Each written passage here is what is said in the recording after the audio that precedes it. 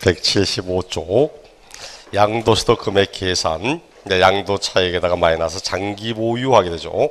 장기부 특별공제. 장기부의 특별공제는 뭐 시험을 10번 치면 최저 8, 9번 나옵니다. 시험에 상당히 자주 나온다고 이야기죠. 장기부 특별공제는 뭐 공제 대상이 무엇인지, 몇 년 보유해야 되는지 하나하나 의미를 정확히 내용을 푸셔야 됩니다. 교재 보니까 뭐 장기부의 의 장기간 축적된 이익이 양도 시점에 일시에 실현되기 때문에 양도소득세 부담이 과도하게 이루어진다. 이런 효과를 결집 효과라는데 이를 결집 효과로 완화시킨다. 등등등, 또는 뭐 세부담을 줄여줄 수 있는 내용이고 인플레 신분을 메꿔주는 역할이고 등등 여러 가지 의미가 있습니다. 대상이 무엇인가 하니까 토지, 건물, 조합원, 입주권. 공제하는 대상이 뭐라고 됩니까? 토지와 건물, 그리고 조합원, 입주권. 토지와 건물, 주택도 포함됩니까? 포함됩니다. 당연히 포함됩니다. 토지, 건물 할 때는 주택도 포함해서 이야기를 합니다. 재산세처럼 토지, 건물, 주택 따로 말할 때 몰라도 그게 아니고 우리 취득세 과세 대상 토지, 건축물, 선박, 차량, 기계장비 이럴 때 주택은 대상 아닙니까? 대상 되잖아. 토지, 건축을 할 때 주택도 당연히 포함되는 겁니다. 여기도 토지, 건물 하면 주택도 당연히 포함해서 이야기를 합니다. 조합원 입주권, 조합원 입주권 옆에 괄호 뭐라고 돼 있어요? 조합원으로부터 취득한 것은 제외한다 나오죠. 그 말도 같이 보셔야 됩니다. 취득세법 문제 낼 때 제일 쉽게 되는 게 괄호, 단서 이런 거라 했습니다. 조합원으로부터 취득한 거 포함 이래가지 않도록 토지와 건물, 조합원 입주권입니다. 근데 몇 년 보유해야 됩니까? 3년 이상 보유돼야 되죠. 3년 이상. 두 번째, 보유기간은 적어도 3년 이상은 보유가 돼야 됩니다. 3년 이상 보유. 토지, 건물 등으로 3년 이상 보유한 것. 그런데 세 번째, 아무리 토지, 건물 등으로 3년 이상 보유돼도 밑에 배제, 뭔 인정한답니까? 미등기는 공제하지 않습니다. 세 번째, 미등기로 양도한 것, 미등기 양도는 공제 배제합니다. 뭐 조합원으로부터 취득한 입주권 제외하지만 그건 뭐 일반적인 이야기니까 이미 조합원으로부터 취득한 건 제외한다고 돼 있으니까 미등기로 팔면 공제받을 수 없다.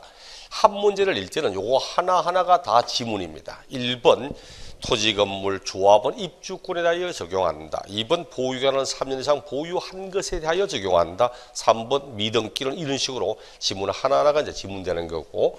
그럼 네 번째, 얼마를 공제하는가? 공제액. 공제액은 얼마 공제한다고 해요? 양도 차익에 해당하는 공제율을 곱하여 구한 금액 이렇게 하죠. 양도 차익에다가 공제율을 곱한다 했습니다. 장기부 특별공제와 기본공제를 볼 때는 반드시 여기에 순서를 볼 때 장기보유, 기본공제할 때는 위의 내용을 반드시 인용하여 가야 됩니다. 양도 차익을 구했으면 이 양도 차익에다가 공제율을 곱하여 구한 이 금액이 장기부 특별공제다. 그 다음 이렇게 양도 소득 금액을 구했다. 그럼 기본공제는 양도 소득별로 세 가지를 나누어 각각 공제한다. 이렇게 이야기를 해야 됩니다. 그럼 반드시 요 말을 끌고 가면 돼. 끌고 가면은. 근데 과거에 나왔던 11의 문제가 장기부의 특별공제는 취득가액의 공제를 곱하여 구한 금액으로 하고 틀렸다. 정답. 그 다음 12회 때 또 장기보유는 양도가액의 공제를 곱하여 또 틀렸다. 정답. 출제하는 사람이 공제율이 몇 프로인가? 이거 외우면 뭐 하냐 이거지. 그 공제율을 어디에다가 곱해야 되는지 모르는 절대 공제액을 못 구하거든. 그래서 공제율을 어디에다가 곱하는지 이런 내용을 묻는 겁니다. 또 14회 시험 때는 기본공제 물으면서 기본공제는 양도 자산별로 공제하며 틀렸다. 정답. 양도 소득별로 공제하는 것이 양도 자산별로 하는 게 아닙니다. 근데 요 말을 끌고 간다는 사실을 알면 그런 말 나왔을 때 절대 안 틀리거든. 그래서 양도 차익 구했다. 그 밑에 장기부는 차익에다가 공제를 곱한 거다. 양도 소득의 금액을 구했다. 기본적으로 양도 소득별로 공제한다. 이렇게 이야기를 해야 됩니다. 이제 그럼 요 공제율이 뭐냐? 공제율은 물가 상승률이라 했죠. 물가 상승률. 물가 상승률이라고. 그렇기 때문에 적어도 몇 년 이상은 보유해야 돼요? 3년 이상은 보유한다. 4년 이상 보유했다. 5년 이상 보유했다. 쭉 이렇게 해서 10년, 최대치가 10년이죠. 10년 이상 보유한 경우. 지금은 참 좋아진 겁니다, 이거. 옛날에 한 8, 9년 전만 해도 장기 보유는 3년 이상 보유했지만 6년 미만 보유한 경우, 6년 이상 보유했지만 10년 미만 보유한 경우, 10년 이상 보유한 경우, 그걸 딱 세 가지로 나눴습니다. 그러니까 6년 보유한 사람, 억울한 거야. 6년 보유했지만 10년 미만, 6년 보유한 사람이나 9년 보유한 사람이나 똑같은 공제가 됐거든. 나는 왜 연도가 보유가 틀리는데 나 왜 공제 안 해주냐고. 나는 왜 9년 된 사람인데 나 6년 보유한 사람하고 똑같냐고. 그래서 억울하다고 이야기 나오니까 그래서 요걸 이제 그냥 3년, 4년, 5년인지 다 퍼뜨린 겁니다. 그 얼마나 공제하는 게 물가 상승률 했어요. 물가 상승률. 매년마다 통계청에서 발표하는 물가 상승률 평균적으로 얼마나 했죠? 3% 정도 했습니다. 매년 발표해요, 사실은. 뭐 작년에는 뭐 2.8%다. 재작년 2.7%다. 보통 보면 2.7, 2.8, 그 정도 상승합니다. 좀 많이 상승하면 3.1, 3.2. 근데 그걸 물가 상승률을 2.9% 이래 잡아버리면 곱하기 하고 그 다음에 소점 계속 튀어나오거든. 그게 좀 힘드니까 평균적으로 3% 잡았습니다. 3%, 매년 3% 정도씩 물가가 상승되는데 당신 10년 이상 가지고 있었네 30%. 매년 3%씩 상승되는데 5년 이상이네 15%. 이런 식의 의미라는 이야기입니다. 이게 12%. 그래서 제가 매번 하잖아. 이거 외우고 있는 사람 참 신기하더라고. 이거 외웁니다. 4년 이상 몇 프로, 왠지 몇 프로. 이거 막 이거 외우고 있어. 이 짓 왜 하는가 모르겠어. 물가 상승률을 얼마나 인정하는가? 이것만 알면 헷갈릴 이유가 전혀 없는데. 다만 3, 3은 9, 첫 스타트를 9% 끊기 뭐하니까 얘만 10% 잡아주는 거고 나머지는 그냥 9단 가운데 3단 이래 보시면 됩니다. 단 1세대 1주택만. 1세대 1주택에 대해서만큼은 별도의 공제를 적용해서 물가 상승을 8% 잡아줍니다. 주택에 대한 부분은 상당히 많은 가액이 상승됐거든. 그래서 일반적 물가보다 훨씬 더 큰 폭으로 많이 상승됐기 때문에 8% 잡아서 3년 이상 보유하였다부터 최대 10년 이상 보유한 경우 하니까 38, 24, 24% 그리고 80% 이렇게 하면 됩니다. 그러니까 1세대 1주택을 물을 때만 물가 상승률 8% 이렇게 잡고 나머지 일반적인 토지 건물 다주택, 입주권 이런 것은 전부 여기 나오는 물가 상승률 3% 이렇게 잡으면 되는 겁니다. 그렇다고 중간에 실제 지금 시험에 뭐 6년 이상 보유했는데 이런 식으로 해서 18% 이런 내용을 묻기보다는 장기부터 특별공제는 일반적인 부동산은 최저 10%에서 최대 30%까지 1세대 주택은 최저 24%에서 최대 80%까지 뭐 거의 이런 식으로 많이 묻지 중간 내용을 묻는 경우는 많이 있지는 않습니다. 그리고 동일 연도에 여러 번 팔았다. 같은 연도에 공제 대상을 여러 번 팔았습니다. 동일 연도에 공제 대상의 부동산 등을 여러 차례 수회 양도했습니다. 이렇게 양도하면 양도할 때마다 다 공제해 줍니까? 해줍니다. 양도 자산별로 각각 공제 다 받을 수 있습니다. 공제 가능합니다. 각각 공제합니다. 각각 형식별로 각각 공제가 이루어집니다. 얘는 물가 상승 공제이기 때문에 몇 번을 팔더라도 공제 요건에 해당되면 팔 때마다 각각 자산별로 따로따로 공제를 다 받을 수 있습니다. 여기 이제 장기 보유에 관한 부분이었고, 그 다음 이제 기본공제. 기본공제 나오고 있습니다. 기본공제는 장기 보유와 혼돈하지 않도록 해야 됩니다. 비교 대상으로 삼을 수 있기 때문에 공제 대상이 뭐라고 되어 있습니까? 공제 대상이 모든 자산의 양도에 다 적용합니다. 모든 자산의 양도에 다 적용합니다. 장기 보유를 안 내면서 기본공제를 딱 내면 이렇게 나와 지문이. 기본공제는 토지, 건물 및 조합원, 입주권에 대하여만 적용한다. 이러면 어디 많이 봤던 애거든.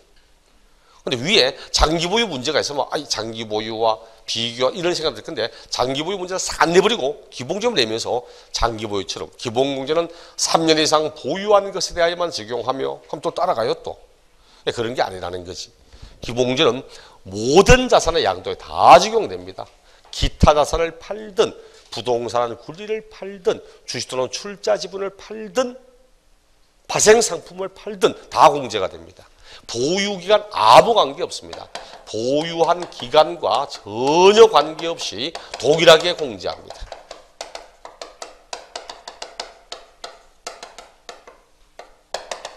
(1년을) 보유했던 하루 보유했던 10년을 보유했던 보유한 기간과는 아무 관계없이 똑같은 공제합니다.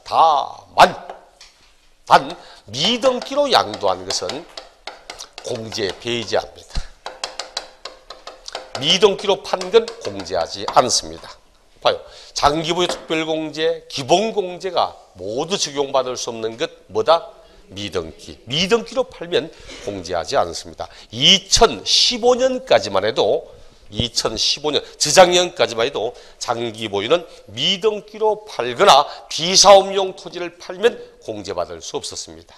비사업용 토지도 2015년까지는 공제 안 해줬습니다.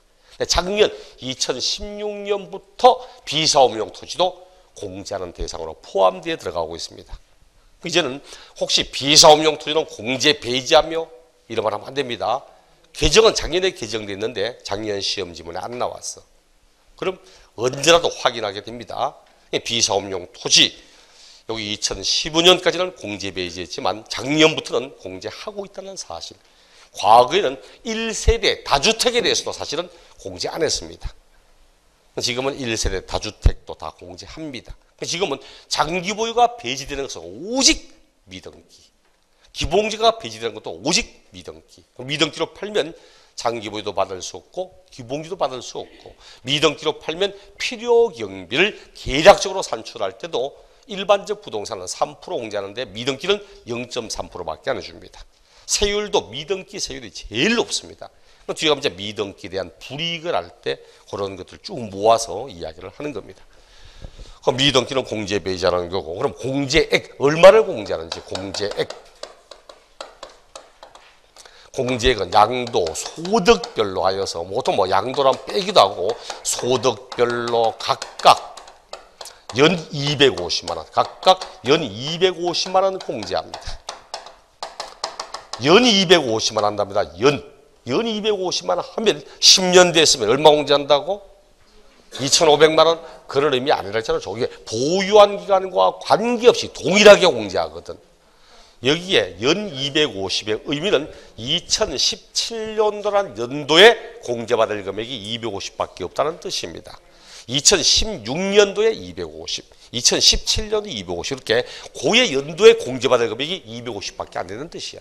나는 집을 2개 가지고 있습니다. 집을 2개 가지고 있는데 한 개는 작년 12월 달에 팔았어. 나머지 한 개는 원래 팔고 있어. 그렇다면 연도가 달라지죠? 그래서 우리 18회 시험 때 토지를 주택을 2개 소유하고 있는 자가 그 주택을 연도를 달리하여 각각 양도하였다면 각각에 대하여 기본공제가 적용될 수 있다. 맞죠? 연도를 달리하여 그 말이 핵심이거든. 근데 이렇게 연 250만 한다는데 각각 한답니다. 각각. 무엇에 대해서 각각 하는 거니까 소득별로 각각 한답니다. 양도 소득별로. 소득별 구분 어떻게 하냐고? 그래서 파생상품, 주식, 그리고 나머지 부동산에 관련된 거. 이렇게 구분하면 돼. 1번 파생상품에 대해서 1년에 250만 원. 주식 또는 출자 지분에 대해서 1년에 250만 원. 그리고 나머지 이외 뭐 있더라? 토지, 건물, 부동산한 권리, 기타 자산 이거 다 모아서 그래 봐요. 부동산 및 부동산에 관련된 자산에 대해서 1년에 250만 원, 주식 또는 출자 지분 여기에 1년에 250만 원, 파생상품 1년에 250만 원 이렇게 구분하여 각각 연 250만 원 공제하는 겁니다. 나 1월 달에 토지 팔았습니다. 토지 양도에서 양도 소득의 금액, 장기 보유까지 해서 양도 소득의 금액이 100만 원 나왔다. 4월 달에 건물 팔았습니다. 또 100만 원 나왔다. 8월 달에 부동산 한 권리 지상권 팔았다. 또 100만 원 나왔다. 11월 달에 기타 자산 팔았습니다. 기타 자산 팔아서 사업용 고정자산과 함께 양도한 영업권 팔았다. 또 100만 원 나왔다. 여기에 대하여 1년에 얼마까지 공제받을 수 있습니까? 250만 원. 그럼 일단 100만 원 빼고 아직 얼마 남아서? 150. 100만 원 빼고 50만 남았죠? 50만 원 공제. 그럼 더 이상 다음에 공제 없어. 2월 달에 주식 또는 출자본 팔았습니다. 100만 원 나왔다. 5월 달에 주식 팔았습니다. 100만 원 나왔다. 9월 달에 주식 팔았습니다. 100만 원 나왔다. 쭉 팔아서. 그럼 여기도 마찬가지로 먼저 100만 원 빼고 또 100만 원 빼고 50만 원 남았죠? 50만 원 공제. 더 이상 공제할 게 없어. 3월 달에 파생상품 이런 식으로 여기에 대하여 이런 식으로 하자는 뜻입니다. 먼저 양도한 것부터 순차적으로 공제하여 250 될 때까지 이렇게 공제를 하면 되는 겁니다. 다 이렇게 해서 여기에 각각에 대해서 공제를 한다고. 그리고 교재도 부동산 양도소득 있는 거주자에 대하여는 다음의 소득별로 당해 연도 양도소득 금액에서 각각 연 250만 원 공제한다. 1번 부동산 권리, 기타 자산 이렇게 하는 거고, 주식동의 투자지분 파생상품 이렇게 공제 적용을 하는 겁니다. 그 다음 뒷장을 넘겨서 양도소득 금액 계산 특례, 이건 다음 시간에 보고 181쪽 세율부터 먼저 볼게요. 여기 어차피 제가 칠판에 있는 거니까 장기 보유했고 기본공제했고 하니까 그다음 세율 요거 만져 보겠습니다. 세율, 양도소득세 세율은 누진세와 그리고 차등 비례세율을 함께 사용하고 있습니다. 근데 핵심되는 건 역시 부동산이라는 거지 주식 또는 출자지분, 파생상품 이런 것의 세율은 기억 안 해도 괜찮습니다. 그러므로 토지, 건물, 부동산에 관한 권리, 자, 토지와 건물, 부동산에 관한 권리. 우리 부동산 권리 뭐 있습니까?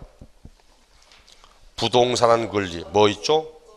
지상권, 전세권, 등기된 부동산 임차권, 부동산을 취득할 수 있는 권리 이런 겁니다.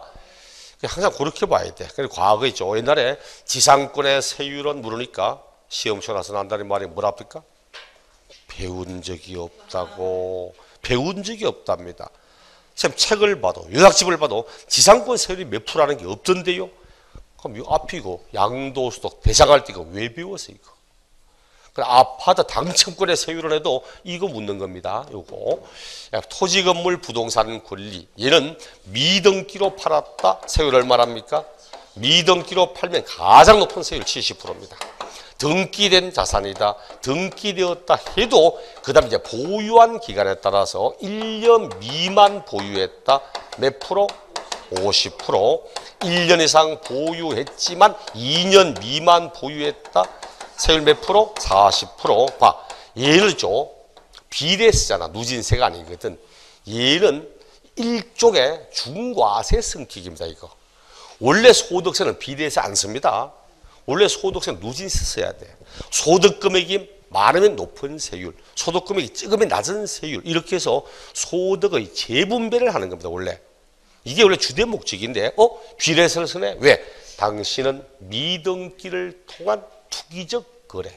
당신은 단기 매매 차익을 목적으로 하는 부동산의 투기적 거래. 부동산을 투기적 목적으로 거래하면 당신의 과세 표준 금액이 얼마든 고율의 세율을 적용하여 세금 받겠다는 일종의 투기성 거래에 대한 중과세 성격입니다.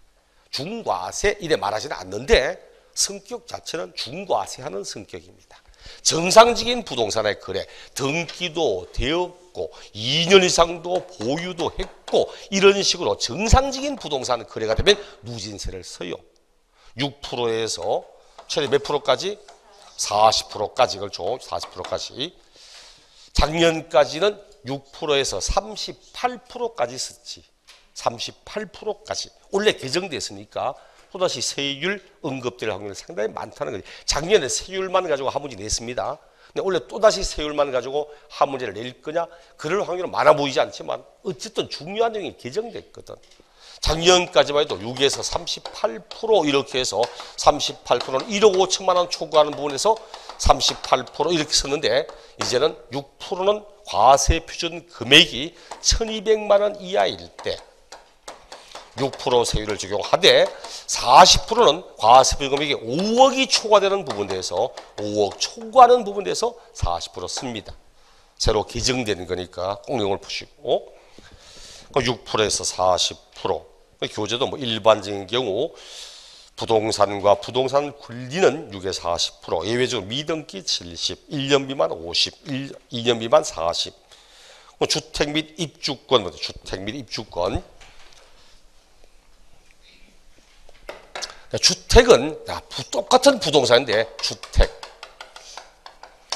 다주택과 입주권을 포함하여서 1세대 2주택이든 1세대 3주택이든 상관없습니다. 다주택자에 대해서도 똑같이 합니다. 주택에 대해서만큼은 세율을 낮게 적용을 해. 왜? 부동산의 거래를 주택 거래를 활성화시키자는 얘기입니다. 우리 취득세 봐요. 취득세는 유상승계 취득, 농지는 3%, 농지 아닌 건 4%인데 주택은 6억 이하는 1%, 9억 이하는 2%, 9억 초과되면 3%, 세율 낮게 사용하잖아요. 주택의 최고 높은 세율이 농지와 똑같은 거야. 3%. 그죠? 1%, 2%, 3%, 3%, 4%. 이게 취득세, 유상승계 취득이잖아.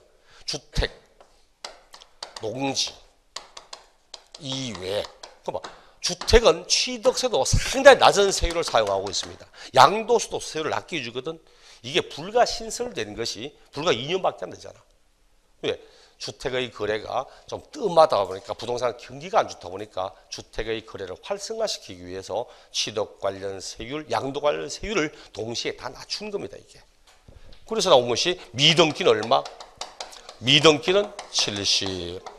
미등기로 판 건 이거는 뭐 알짜 없다 그렇죠. 근데 등기됐는데 보유 기간이 1년 미만이다. 얼마랍니까?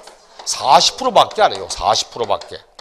일반적인 부동산은 1년 미만에 50%인데. 이건 1년 이상 되었다. 1년 이상만 되면 누진세 들어갑니다. 1년 이상만 되면 누진세 들어가. 작년 문제도 1년 6개월을 보유하고 이렇게 합니다. 138쪽 봐요. 138쪽. 138쪽의 위에 기출문제. 소득세법상 쭉 가면서 등기된 국내 183쪽. 138쪽이었습니까? 옛날로 돌아가서 젊어지고 싶어서 자꾸 옛날로 가고 183쪽에 소득세법상 등기된 국내 부동산에 대한 양도소득 과세 표준의 신고 납부가 라는 설명으로 올바른 것 1년 6개월 보유한 1주택 100분의 40 맞습니까? 봐, 주택 어디선가 예라는 말이 나온다. 염치 없이 봐, 주택은 1년 이상만 보유하면 누진세를 쓰거든. 그래서 1번은 틀렸습니다.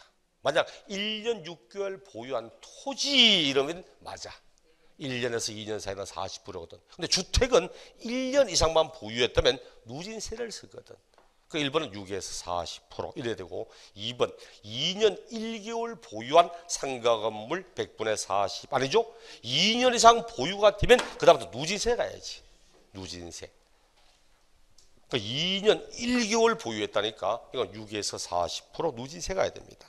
3번 10개월간 보유한 상가 건물 100분의 50 이거 맞죠? 10개월 보유했으니까 1년 미만 보유했으니까 50% 맞습니다. 상가 건물이거든. 주택이란 1년 10개월 보유한 주택했다면 40%밖에 안 할 건데 4번 6개월 보유한 1주택 100분의 30 아니죠? 6개월 보유했으니까 1년 미만이잖아. 그럼 40% 해야지. 40%.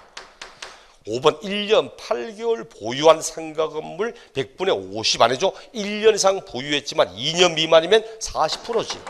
그 정답이 5번. 지금 보니까 좀 복잡해는 보이지 몰라도 이게 제일 쉽게 나왔던 문제입니다. 이렇게 내는 문제가 제일 쉬운 문제야. 딱 요것만 알면 되거든. 요것만. 요 두 개만 알면 충분히 풀 수 있는 문제거든. 이게 주택에 대한 세율이 새롭게 저작년에 신설되다 보니까 주택을 인용해서 이제 문제를 끌고 들어온 겁니다.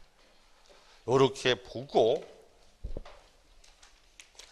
그 다음에 181쪽에 지금 일반적인 경우 주택도 받고 비사업용 토지 및 1세대 3주택 등 1년 미등기는 70, 1년 미만 50, 2년 미만 40은 똑같은데 2년 이상 됐다면 요거는 플러스 10%합니다. 요거만. 요게 요 부분 세율. 요게 만약 비사업용 토지다, 1세대 3주택이다. 그럴 때는 요게다가 플러스 10%. 그래서 16%에서 50%. 교재는 16%, 48%인데 48% 아니고 50%입니다. 그러니까 작년 6%에서 38%일 때는 플러스 10%니까 48%인 거지. 지금은 16%에서 50% 이렇게 돼.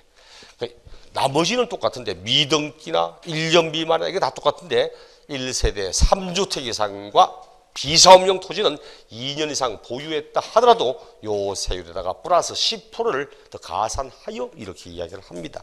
근데 그까지는 끌고 들어갈 확률이 별로 많아 보이지는 않아요. 이거 말고도 있죠. 뒤에 이런 것도 있어. 지정지역 안에 있는 1세대 3주택, 지정지역 안에 있는 또 비사업용 토지도 따로 있습니다.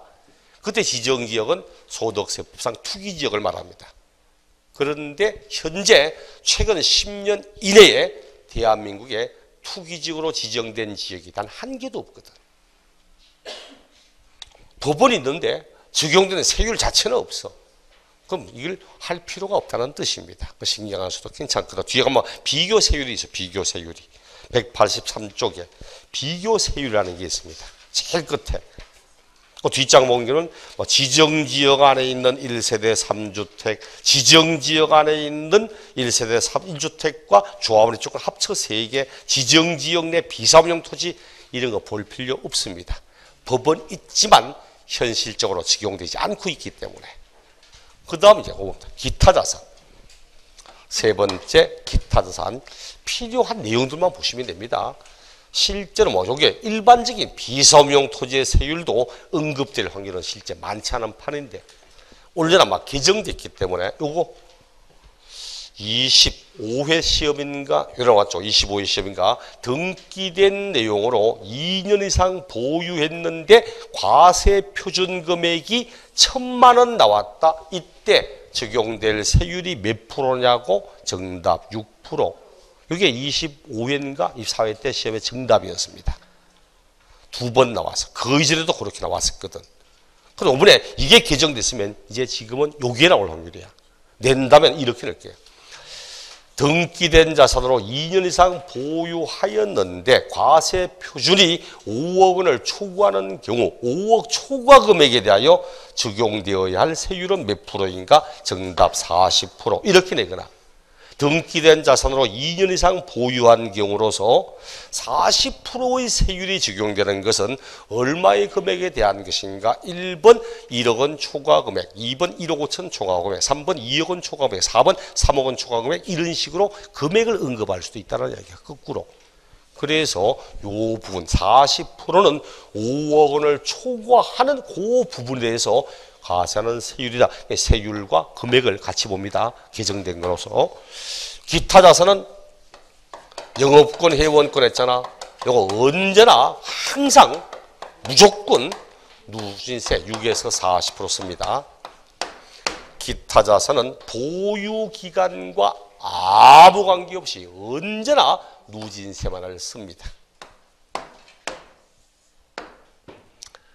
끝. 나머지 4번 주식 또는 출자 지분, 5번 파생 상품 이런 내용들은 세율 몇 프로인가 몰라도 괜찮습니다. 얘는 누진세 안 쓴다. 없다.